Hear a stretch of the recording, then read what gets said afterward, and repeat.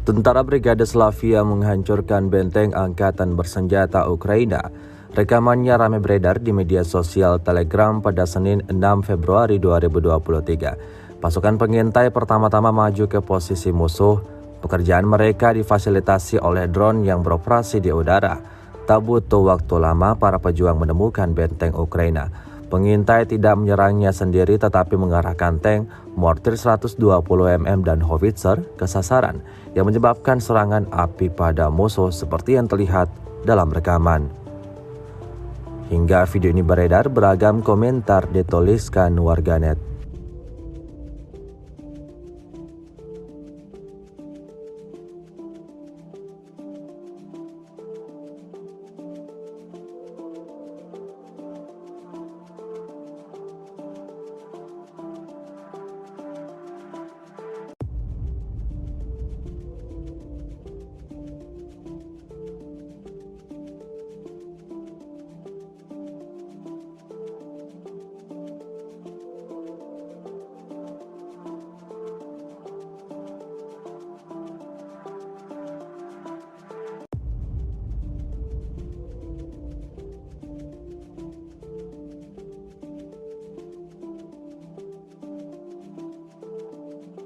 Terima kasih sudah nonton.